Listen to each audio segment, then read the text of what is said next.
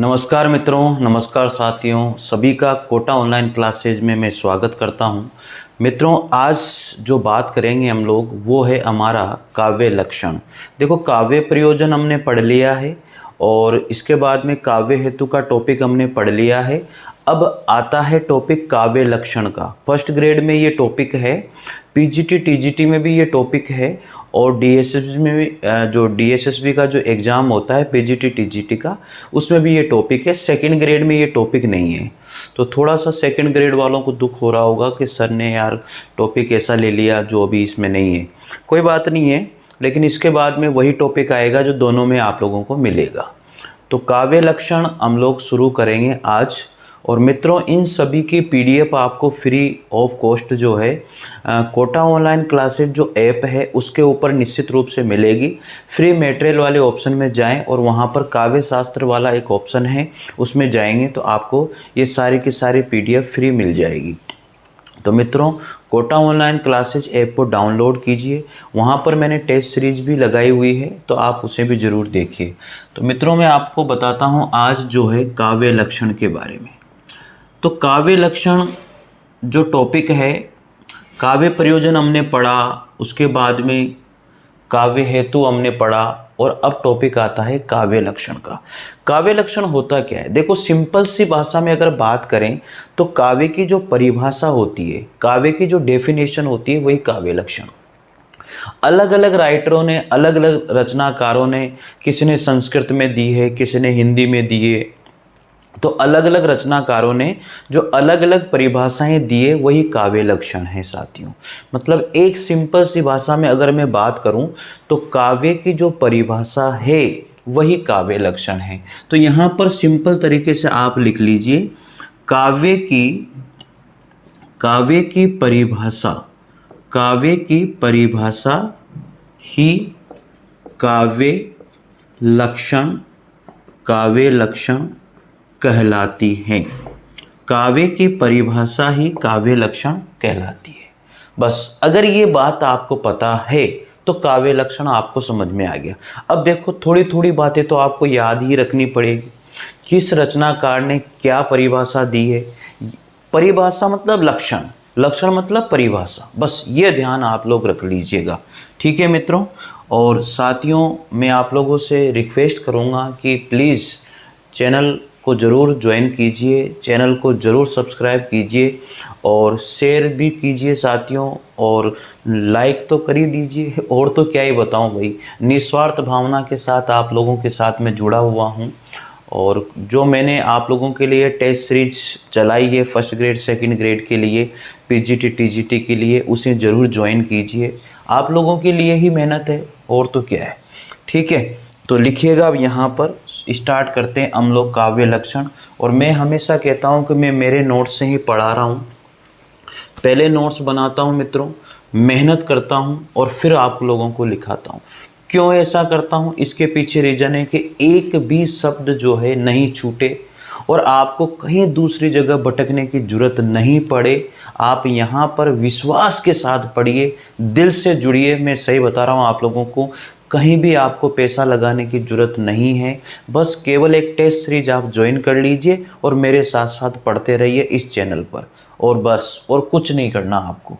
चलिए लिखते हैं हम लोग, काव्य का स्वरूप अत्यंत व्यापक है। काव्य का स्वरूप, लिखते जाइए, काव्य का स्वरूप।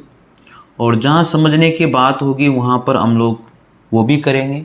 काव्य का स्वरूप अत्यंत व्यापक है, व्यापक है। तो काव्य का मतलब काव्य का जो स्वरूप है, जो व्यापक है, तो उतना ही वो सूक्ष्म भी है तो उतना ही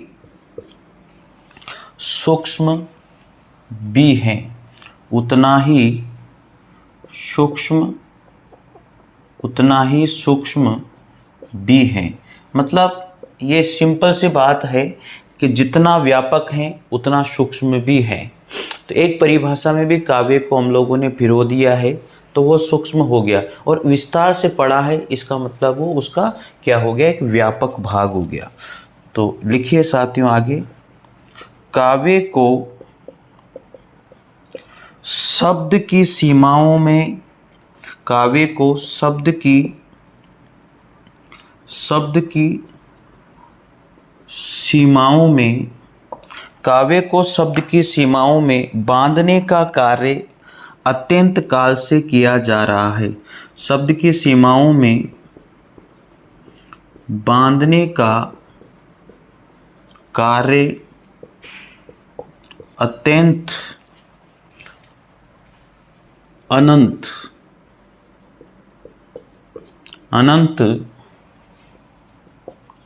काल से किया जा रहा है। मतलब काव्य को शब्द की सीमाओं में बांधने का जो कार्य है वो अनंत काल से किया जा रहा है, किंतु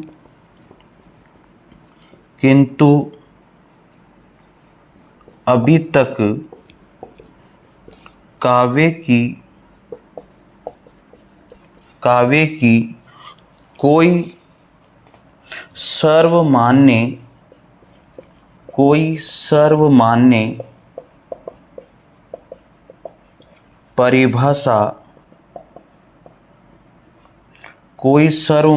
परिभाषा सामने नहीं आ सकी। कोई सर्वमान्य परिभाषा सामने नहीं आ सकी। फिर आगे लिखिए, इसी में अव्याप्ति दोष है। अव्यापी दोष है तो किसी में अति व्याप्ति दोष है। मतलब साथियों ऐसा कहा गया है यहाँ पर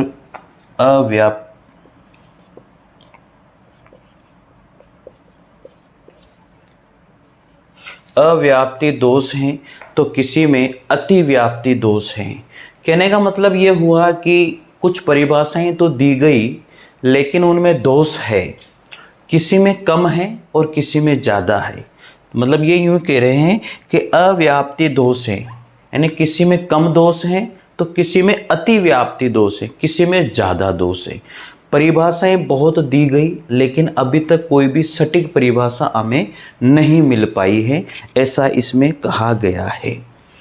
तो चलिए आगे बढ़ते हैं। अब इसी क्रम में आप लोग लिखते जाइए और अपने नोट्स बनाते जाइए। और टॉपिक चल रहा है अपना काव्य लक्षण। देखो यहाँ तक था, जो अभी तक मैंने बताया ना उसमें कुछ भी आपको याद रखने की ज़रूरत नहीं है, ये सब फोकट बातें हैं। ये नहीं लिखा था तो भी चल जाता, बस कितना याद रखना था आपको, काव्य लक्षण मतलब उसकी परिभाषा, इतना सा ध्यान रखना था। अब बात आती है आगे याद रखने वाली। कविता के लक्षणों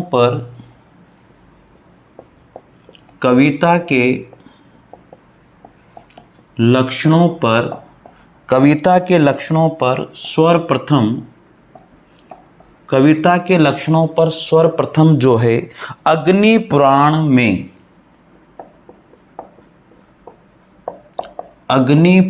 में किसमें साथियों? अग्नि पुराण में विचार प्रस्तुत किया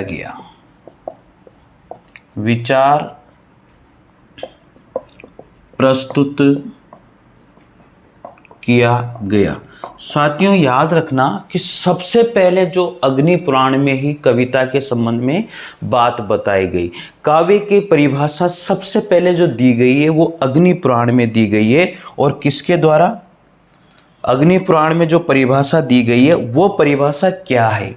तो वो परिभाषा है काव्यम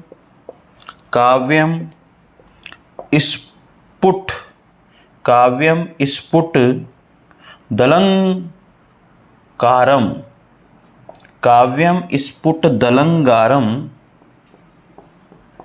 गुणवद दोष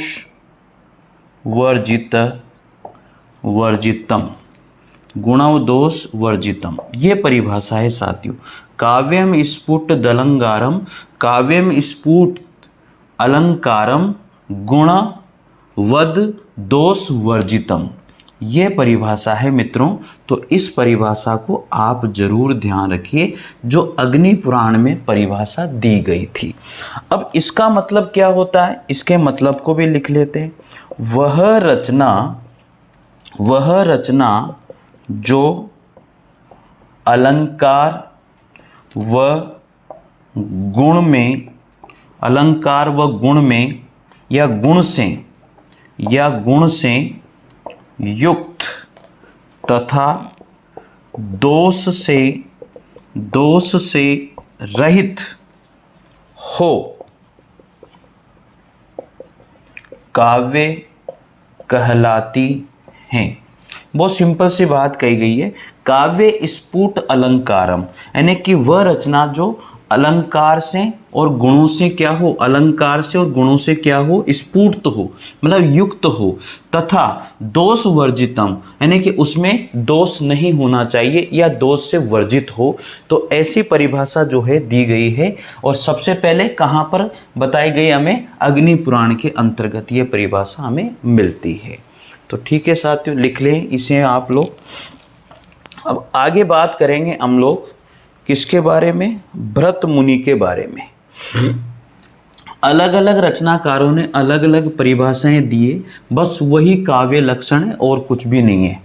और किसी की भी परिभाषा आ जाती है कि काव्य के बारे में ये किसने कहा, बस क्वेश्चन यही आता है, काव्य रसात्मक काव्यम। तो इस तरह से परिभाषा आ गई, बताइए किसकी परिभाषा है, बस इतना ही क्वेश्चन पूछता है और कुछ भी नहीं पूछता। परिभाषा दे देगा और पूछ लेगा कि ये किसकी है, बस ये नाम देता है, या फिर नाम दे देगा और परिभाषा नीचे दे देगा ऑप्शन में, बताइए किसकी है। इतना ही आता है काव्य लक्षण में से, और कोई ऐसा प्रश्न नहीं आता है। संस्कृत के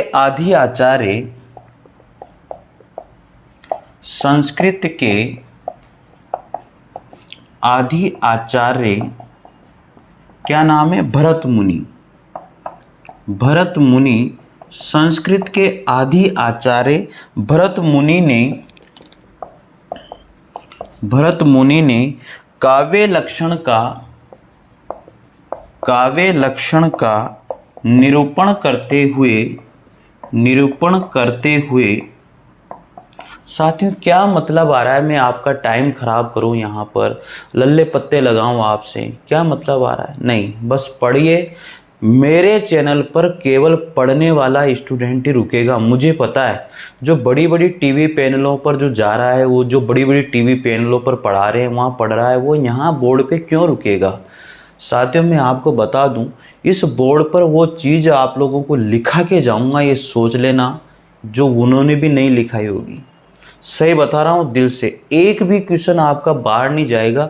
बस विश्वास मानिए और विश्वास के साथ नोट्स बनाते रहिए और पढ़ते रहिए। धीरे धीरे अगर आप लोगों की दुआएं रही तो टीवी पैनल भी आ जाएगा। ऐसा क्या है, जब भगवान ने देखो आप लोगों का साथ मिला, आप लोगों का प्यार मिला, तो कोटा ऑनलाइन क्लासेज का ऐप भी बना।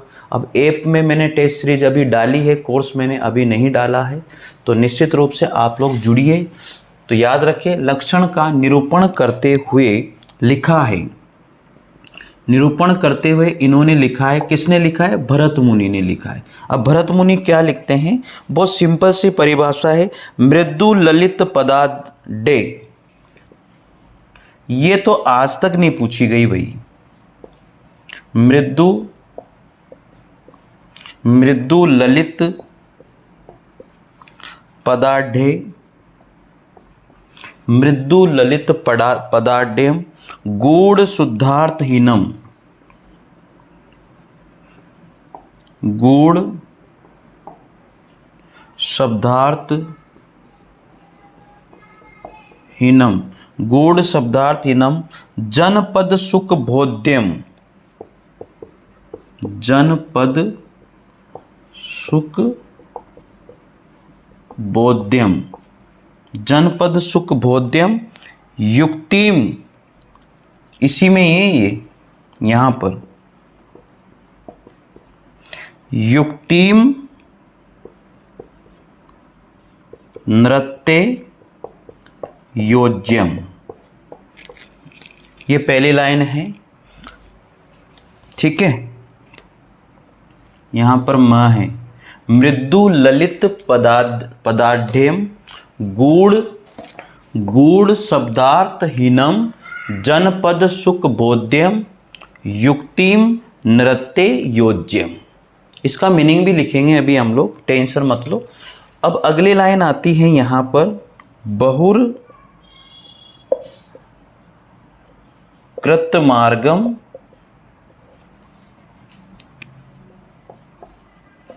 संधि संधान युक्तम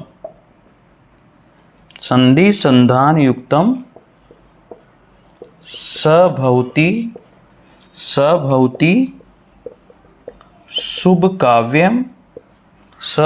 शुभ काव्यम नाटक प्रेरणाम। ये परिभाषा है।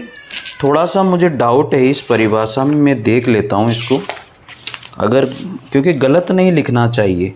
गलत लिखी तो फिर मामला गड़बड़ हो जाएगा। गलत लिखना सही भी नहीं है और लिखना भी नहीं चाहिए। थोड़ा सा मुझे शब्दों का इसमें उलटफेर लग रहा है भाई, और मैं देखना चाहता हूँ इसमें कि क्या शब्दों का उलटफेर इसमें है। ये नहीं होना चाहिए। आचार्य भरत मुनि के अनुसार लिखी हुई परिभाषा है, और आचार्य भरत मुनि ने काव्य लक्षण में ये परिभाषा बहुत तगड़ी इससे दिए। वो जो अग्नि पुराण में जो परिभाषा हमें दी गई थी वो किसकी थी? शब्दार्थो। हाँ, भरत मुनि ने मृदु ललित पद पाठ्यम, देखो मैंने बोला था ना ये थोड़ा सा गलत हो रहा है, मृदु ललित पद पाठ्यम, यहाँ पर सही करो इसको,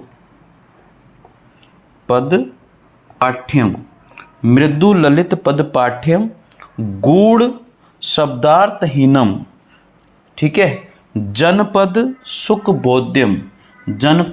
बोध्यम युक्ति, हाँ ये सही करना भाई इसमें, युक्ति मन्यते योज्यम, ये रहा यहाँ पर, युक्ति मन्यत्यम योज्यम, ठीक है। बहुकृत, यहाँ तो वही है,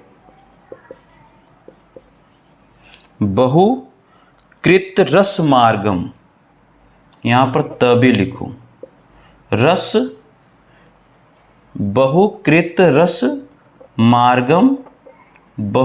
रस मार्गम संधि संधानम युक्तम, फिर है संधि संधानम युक्तम स भवति शुभ काव्यम नाट्यम प्रेक्षकाणाम, नाट्यम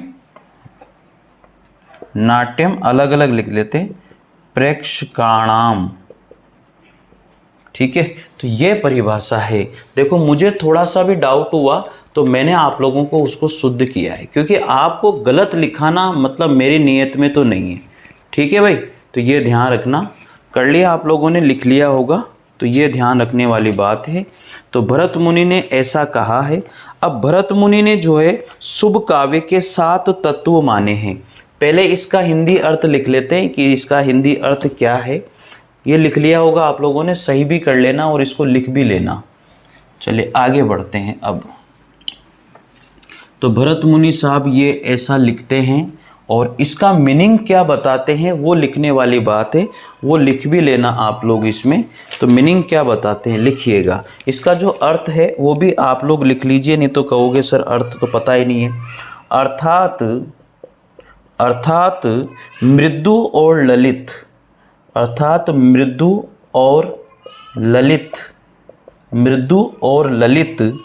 पदावली से युक्त गूढ़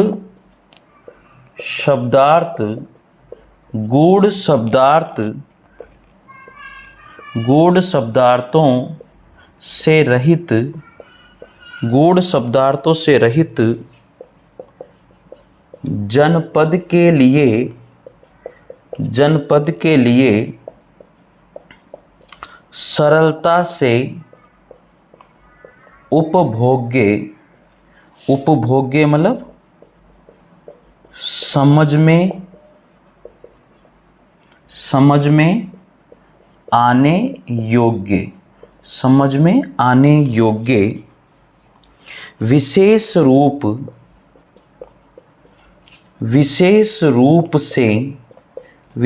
रूप से नृत्य से युक्त रस युक्त तथा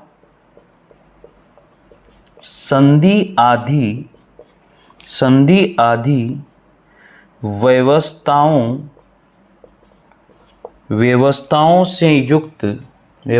से युक्त नाटक काव्य हैं। ये है साहब इसकी परिभाषा जो आपको लिख लेनी है। जो ऊपर बताया गया है, जो संस्कृत में लिखा है मृदु ललित पद पाठ्यम, तो लिखा हुआ है मृदु और ललित पद पाठ्यम पदावली से युक्त। मृदु ललित पद पाठ्यम माने कि मृदु यानी कि अच्छी मधुर हो, ललित हो और वह पदावली से युक्त हो।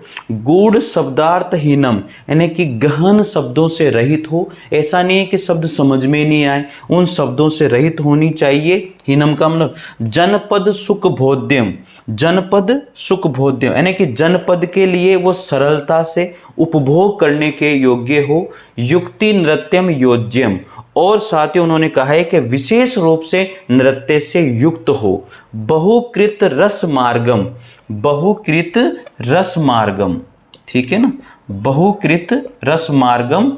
बहुकृत रस मार्गम उन्होंने कहा कि रसों से या आनंद से युक्त होनी चाहिए, तथा संधि संधानम युक्तम, तथा संधि आदि व्यवस्थाओं से भी युक्त होनी चाहिए। और ऐसा नाटक ही जो है, ऐसा नाटक काव्य हैं। उन्होंने ये बात कही है, किसने? भरत मुनि ने। ठीक है, लिख लिया होगा यहाँ पर। चलिए आगे बात करते हैं। अब काव्य लक्षण में थोड़ा सा संस्कृत वाले चीज़ें बहुत ज़्यादा है, ये पीपीटी पे सही तरीके से आ जाती है साथियों, लेकिन मेरे पास तो बस केवल बोर्ड ही है जिसके ऊपर मैं लिखा के ही आप लोगों को पढ़ा सकता हूँ। टाइम थोड़ा सा का आप लोगों का इसमें कंज्यूम होता है, लेकिन चलिए कोई बात नहीं, अच्छी चीज़ अगर मिलती है तो भी हम लोग, सहन शक्ति हमारे अंदर है कि हम लोग उसे करेंगे। अब भरत मुनि ने शुभ काव्य के 7 तत्व माने हैं साथियों। लिखिए, भरत मुनि ने शुभ काव्य के यानी कि अच्छे काव्य के 7 तत्व माने हैं। 7 तत्व माने हैं साथियों। तो याद रखना, भरत मुनि ने शुभ काव्य के यानी कि अच्छे काव्य के 7 तत्व माने हैं। वो कौन कौन से हैं साथियों, वो लिख लीजिए आप। जिसकी रचना कोमल व ललित शब्दों में हो, जिसकी रचना कोमल व ललित शब्दों में होनी चाहिए, ललित शब्दों में हो, जिसकी रचना कोमल और ललित शब्दों में हो। ये पहला उनका हो गया है। 7 तत्व है, उसमें पहला तत्व है। दूसरा है शब्द व अर्थ में जटिलता न हो, शब्द व अर्थ में जटिलता न हो, जटिलता न हो, ऐसा उन्होंने कहा है। फिर तीसरा तत्व उन्होंने कहा है जनसाधारण आसानी से समझ सके, जनसाधारण आसानी से समझ सके। ठीक है। फिर 4th नंबर पर है तर्क से युक्त होना चाहिए। 5वां है नृत्य की योजना हो उसमें। 6ठा है भिन्न भिन्न प्रकार के रस स्वीकार किए जा सके, भिन्न भिन्न प्रकार के रस स्वीकार किए जा सके, भिन्न भिन्न प्रकार के रस स्वीकार किए जा सके। फिर है 7वां संधि योजना युक्त हो, संधि योजना युक्त हो। तो इस तरह से भरत मुनि जी के द्वारा जो शुद्ध काव्य के 7 तत्व माने हैं वो इस तरह से हैं साथियों। जिसकी रचना कोमल और ललित शब्दों में की गई हो, शब्द और अर्थ में जटिलता नहीं होना चाहिए, ऐसा भरत मुनि जी कहते हैं। जन साधारण आसानी से उन्हें समझ सके ऐसा काव्य होना चाहिए, तर्क युक्त काव्य होना चाहिए, नृत्य की योजना उसमें हो, भिन्न भिन्न प्रकार के रस उसमें स्वीकार किए गए हो और संधि योजना से युक्त वो काव्य होना चाहिए। तो इस तरह से मित्रों ये भरत मुनि के द्वारा बताए गए जो है 7 तत्व हैं जो काव्य के तत्व माने जाते हैं। चलिए लिख लिया होगा, लिख लेना मित्रों, वीडियो को रोक करके लिखना, क्योंकि मैं देखो टाइम ख़राब नहीं करना चाहता आपका, आपको ज़्यादा से ज़्यादा मैटर मिले ये चीज़ होनी चाहिए। ठीक है, लिखते जाइए और नोट्स बनाते जाइए। तो आगे बात करेंगे अब काव्य अलंकार के रचयिता आचार्य भामह के अनुसार। काव्य अलंकार के रचयिता आचार्य भामह, क्या नाम है? आचार्य भामह। क्या लिखा था इन्होंने? काव्य अलंकार। तो काव्य अलंकार के रचयिता आचार्य भामह के अनुसार काव्य की परिभाषा मतलब लक्षण। ठीक है, तो भामह के अनुसार क्या परिभाषा है, क्या लक्षण है? लिखिएगा शब्दार्थो सहितो काव्यम। क्या बताया इन्होंने? शब्दार्थो सहितम काव्यम, ये परिभाषा इन्होंने लिखी है और ये आ भी जाती है, ये परिभाषा आ भी जाती है भाई। और इसको याद रखने की मैंने ट्रिक भी बताई थी आप लोगों को, स और इधर से भामा का भा, तो सभा, इसकी ट्रिक याद रख लो इस तरह से, सभा। तो शब्दार्थों से स से शुरू हो रहा है और तो वो किसकी परिभाषा है? भामा की परिभाषा है। इस तरह से आप लोग इस ट्रिक को याद कर सकते हो। तो शब्दार्थो सहितम काव्यम, शब्दार्थो सहितम, सहितम भी आ जाता है या सहितो शब्द भी आ जाता है भैया। ठीक है, तो शब्दार्थो सहितम काव्यम या शब्दार्थो सहितो काव्यम, दोनों में से कुछ भी आ जाए, आप लोगों को ध्यान रखना है। सहितम भी आ जाता है और सहितो भी आ जाता है यहाँ पर, लेकिन बात एक ही है, शब्दार्थो सहितो काव्यम या सहितम काव्यम। किसकी परिभाषा है? आचार्य भामह की परिभाषा है। अर्थात इसका मीनिंग भी लिख लेते हैं, अर्थात शब्द और अर्थ का स्वभाव ही काव्य है। अर्थात शब्द और अर्थ का सहभाव ही काव्य है, दोनों का स्वभाव एक साथ होना ही क्या है? काव्य है मित्रों। तो ये लिखिए किसने? आचार्य भामह के द्वारा। अब आगे बात करेंगे, इसी क्रम में यहाँ पढ़ते हैं, यहाँ संहितो या सहभाव से तात्पर्य यह है कि शब्द और अर्थ परस्पर एक दूसरे से गुथे हुए हो, दोनों में कोई अंतर न हो, दोनों में कोई अंतर न हो। ठीक है मित्रों, तो बात हो गई ये सारी चीज़ें। तो बात तो याद रखने वाली यही है केवल, शब्दार्थो सहितो काव्यम, ये किसने परिभाषित किया? आचार्य भामह के द्वारा। और आचार्य भामह का कौन सा काव्य रहा है? वो है काव्य अलंकार। बस ये 3 बातें याद रखनी, इतने सारा मैटर में ज़्यादा बात याद रखने की जरूरत नहीं है। चले आगे लिखते हैं और मित्रों, क्या है कि जीवन बड़ा कठिन है, उसे जीने के लिए एक सहारा होना चाहिए और उस सहारे को पाने के लिए पढ़ाई ही एकमात्र सहारा है।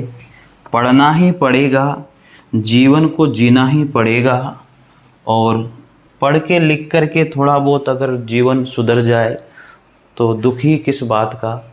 जीवन में थोड़ी सी समस्याएं कम हो जाती है, पर यह ना सोचें कि जिम्मेदारियां नहीं बढ़ती है, जिम्मेदारियां उतनी ही बढ़ जाती है। तो लिखिएगा आगे साथियों, कंटिन्यू लिखते जाइए आप। उक्त परिभाषा में प्रयुक्त, उक्त परिभाषा में प्रयुक्त सहित शब्द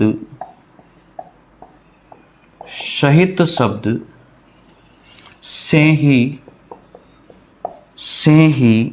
साहित्य शब्द की उत्पत्ति हुई। सहित शब्द से ही साहित्य शब्द की उत्पत्ति हुई है। साहित्य शब्द की उत्पत्ति हुई है। साहित्य का अर्थ होता है, साहित्य का अर्थ होता है शब्द और अर्थ। साहित्य का शब्द और अर्थ से युक्त रचना। शब्द और अर्थ से युक्त रचना, तो ये भी आपको ध्यान रखनी है। आगे है, कहा जाता है कि साहित्य से भावतस्य साहित्यम, साहित्य से भावतस्य साहित्यम, ऐसा कहा जाता है। अर्थात ऐसी रचना जिसमें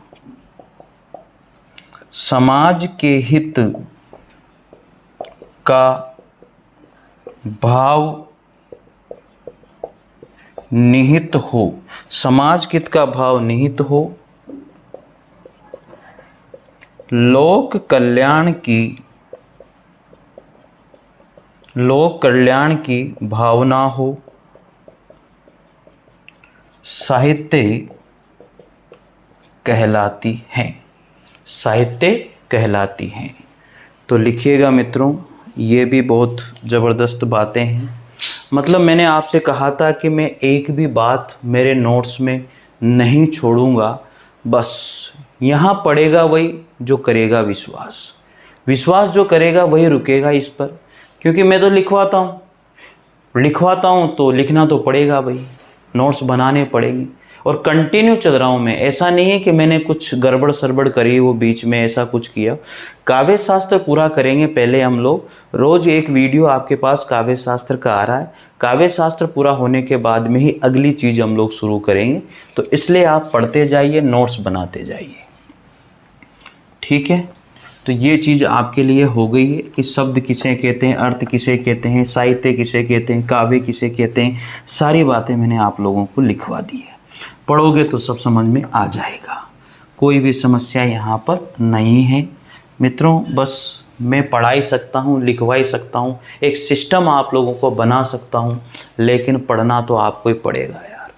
चीज़ों को समझना भी आपको ही पड़ेगा, क्योंकि मैं जो लिखा रहा हूँ वो चीज़ आपको समझ में आ रही है, इसमें कोई दो राय नहीं है, सब समझ में आ रहा है। ऐसा क्या है इसमें जो समझ में नहीं आ रहा होगा बताओ। जहाँ समझाने वाली बात होती है वो मैं समझा देता हूँ। कोई परिभाषा किसी ने बताई, जैसे मैंने भरत मुनि की बात करी, भरत मुनि ने काव्य अलंकारम एक ग्रंथ लिखा, तो काव्य अलंकारम ग्रंथ किसने लिखा? भरत मुनि ने लिखा। याद रखना है भाई, इसमें कोई महारथी क्या करेगा, इसमें कोई महारथी कुछ कर सकता है क्या? कुछ नहीं कर सकता। भरत मुनि ने काव्य अलंकारम लिखा तो लिखा, तुम और मैं कुछ नहीं कर सकता, याद रखना है, ठीक है। आप चाहे कहीं पर भी बड़ी बड़ी इतनी बड़ी क्लासेज वहाँ पढ़ने जाना है भी, वो भी यही लिखाएगा। क्या मतलब आ रहा है? दूसरी बात उसने लिखा है कि ये परिभाषा है, तो वही परिभाषा वो लिखाएगा, उसका अर्थ मैंने खुद ने भी लिखा दिया, वही अर्थ वो लिखाएगा। तो बात वही आ गई ना भाई, बस और कुछ नहीं है, आपके समझने का फेर है, बाकी तो मैं कुछ नहीं बोलूँगा। अगली बात आती है धवन्यालोक अलंकार। धवन्यालोक अलंकार, लोककार, धवन्यालोककार। अब ये ग्रंथ है, किसने लिखा? आनंदवर्धन ने लिखा है। धवन्यालोककार ग्रंथ में किसने लिखा? आनंदवर्धन।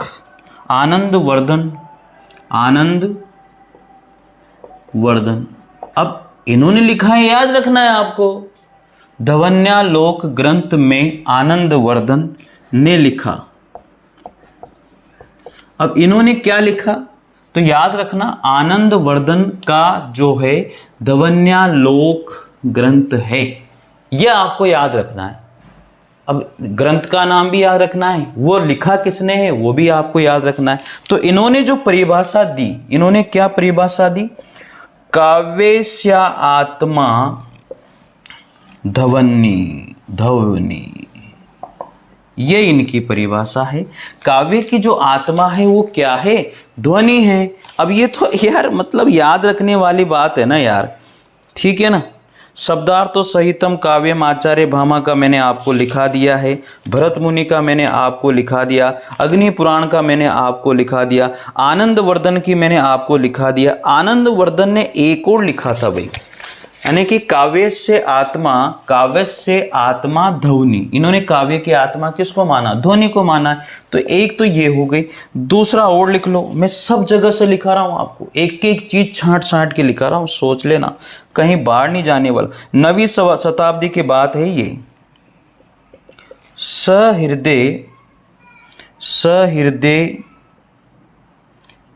हृदया अलादि शब्दार्थ, हृदय अलादि शब्दार्थ, हृदय अलादि शब्दार्थ, मयत्वम एव काव्य लक्षणम। ये लो सा, ये एक और लिख दी मैंने। तो 2 परिभाषाएं हो गई इसकी, ठीक है, कर लोगे, कोई दिक्कत नहीं है, कोई समस्या नहीं होनी चाहिए मेरे हिसाब से। तो ये वैसे तो यही वाली आती है, ये वाली काव्य से आत्मा ध्वनि किसने बोली है या किसने लिखी है? काव्य की आत्मा ध्वनि है, ये किसने बताया है? तो आनंदवर्धन ने बताया भाई, सिंपल सी बात है। यहाँ पर देखो आनंदवर्धन, धवन्या, यहाँ लिखा धवन्यालोककार, तो धवन्यालोककार मतलब ध्वनि से ही लिया है ना, तो यहाँ पर देखो ध्वनि की बात आ रही है। तो काव्य से आत्मा ध्वनि किसने कहा? आनंदवर्धन ने ये बात कही है।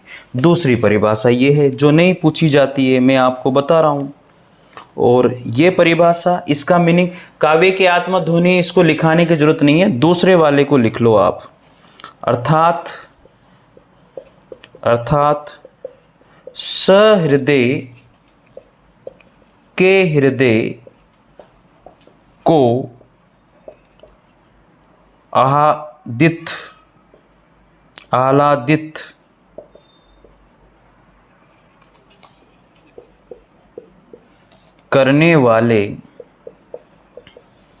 करने वाले शब्द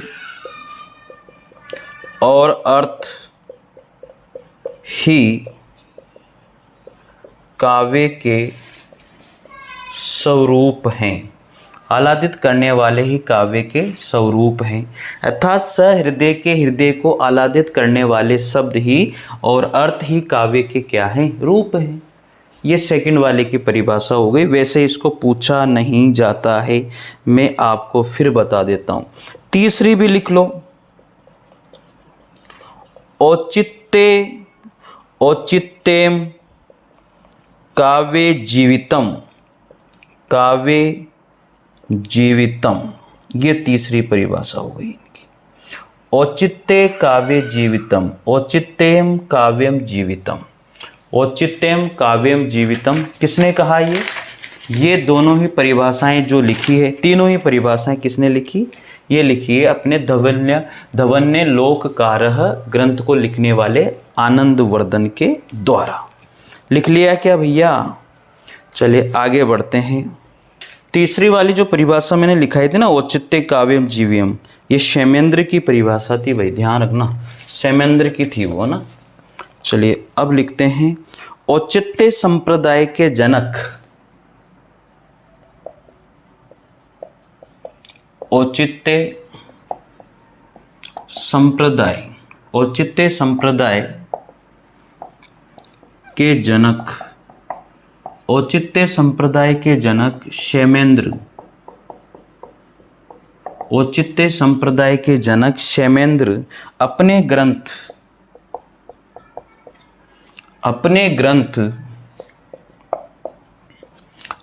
ग्रंथ औचित्य विचार चर्या,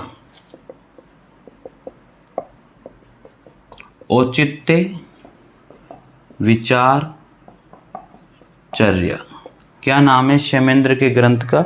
औचित्य विचार चर्या में लिखते हैं,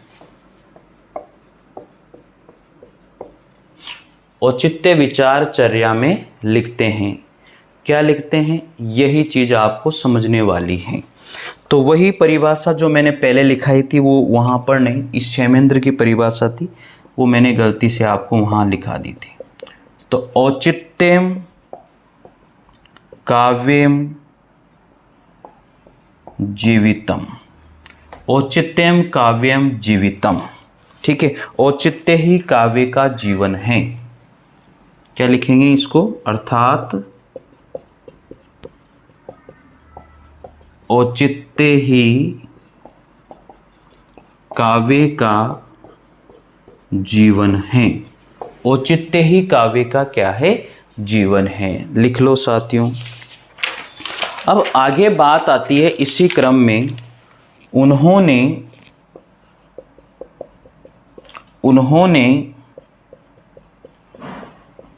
अपने ग्रंथ कवि कंठाभरण, ये ग्रंथ भी उनमें लिखते हैं। क्या लिखते हैं? काव्य विशिष्ट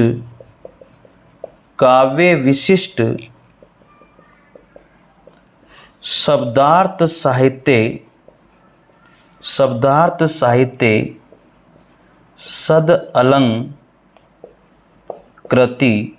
अलंकृति। क्या लिखा है इन्होंने? काव्य विशिष्ट शब्दार्थ साहित्य सद अलंकृति, ये परिभाषा भी इनके द्वारा दी गई। तो इसका मीनिंग यहां लिख लेते हैं, अर्थात उत्तम अलंकार से युक्त विशिष्ट शब्द और अर्थ ही काव्य हैं, और अर्थ ही क्या है? काव्य हैं। तो याद रखना, उत्तम अलंकार से युक्त हो और विशिष्ट शब्दों से युक्त हो, विशिष्ट शब्द और अर्थ से युक्त हो, यही काव्य है। और ऐसा लिखने वाले कौन थे? वैसा आनंदवर्धन, ये क्या नाम है इनका, जिन्होंने औचित्य वाला जो लिखा है, क्षेमेंद्र। क्या नाम है? क्षेमेंद्र। तो ये परिभाषा भी आपको याद रखनी है और ये परिभाषा भी आपको याद रखनी है, औचित्य काव्य जीव्यम। तो ये भी लिखना, ध्यान रखिए। और इनका जो ग्रंथ था वो ये था औचित्य विचार चर्या, क्षेमेंद्र ने लिखा है, और औचित्य संप्रदाय को देने वाले भी यही थे। तो इन सारी बातों को याद रखना। औचित्य संप्रदाय के जनक थे क्षेमेंद्र, औचित्य विचार चर्या इनका ग्रंथ रहा है, और औचित्य काव्यम जीवितम इनकी परिभाषा रही है, यानी कि औचित्य ही काव्य का जीवन है, ऐसा इन्होंने कहा है। फिर इनका ग्रंथ है कवि कंठाभरणम, उसमें इन्होंने लिखा है कि काव्य विशिष्ट शब्दार्थ सहित सद अलंकृति, अर्थात काव्य के अंदर उत्तम अलंकार हो और विशिष्ट शब्द और अर्थ हो, ऐसा ही इन्होंने काव्य को माना है। तो ये सारी चीजें आप लोगों को यहाँ पर याद रखनी है साथियों। तो बढ़े आगे, ठीक है, लिख लेना भाई, एक एक तोल के लिखा रहा हूँ। अब देखो यार, नोट्स तो आपको बनाने पड़ेंगे। और याद करना पड़ेगा, ध्यान रखना पड़ेगा, ठीक है। कोशिश करनी पड़ेगी कि ये कैसे याद रहेगा। लिख लिख करके बातों को याद रखिए। क्या करोगे? लिख लिख करके बातों को आपको याद रखना ही पड़ेगा, ठीक है भाई। तो इस तरह से ये सारी चीज़ें आप लोग ध्यान रखिएगा। आगे बात करते हैं अब काव्य प्रकाशकार। काव्य प्रकाशकार, काव्य प्रकाशकार। काव्य प्रकाश जो ग्रंथ है वो किसका है? मम्मटाचार्य। काव्य प्रकाशकार मम्मटाचार्य किसका ग्रंथ है? काव्य प्रकाशकार मम्मटाचार्य के अनुसार, मम्मटाचार्य के अनुसार। अब ये ग्रंथ किसका है यह आपको ध्यान रखना है। तो काव्य प्रकाश ग्रंथ किसका है? मम्मटाचार्य का है। एक तो इतनी सी बात याद रखनी है। फिर आगे लिखिए। अब इसमें इन्होंने क्या परिभाषा दी है? तद दोषो शब्दार्थो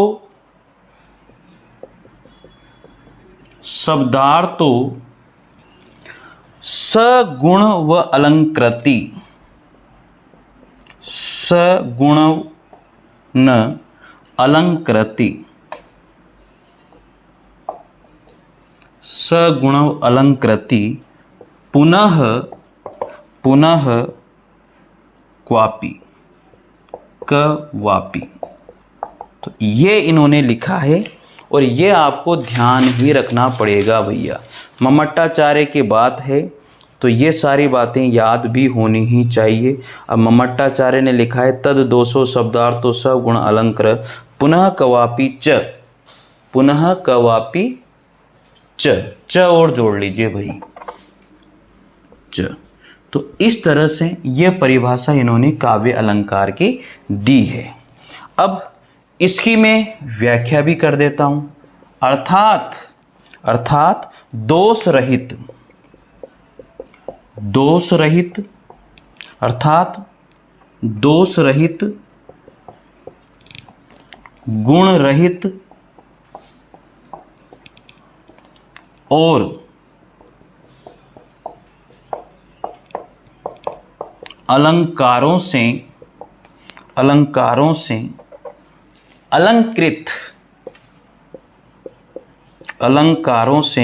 अलंकृत शब्द और अर्थ को काव्य कहते हैं। शब्द और अर्थ को काव्य कहते हैं। देखो, दोषों से रहित हो, गुणों से सहित हो, दोष से रहित हो, गुणों से सहित हो, यानी कि गुण के साथ होना चाहिए, और अलंकारों से युक्त हो, ऐसे को ही क्या कहा जाता है? काव्य कहा जाता है। तो लिख लिया होगा मित्रों। तो ये था हमारे काव्य प्रकाश के आचार्य मम्मटाचार्य। अब है वाग्भट के शब्दों में, आचार्य वाग्भट के शब्दों में लिख लो। यहीं लिख देता हूं वाग्भट को भी।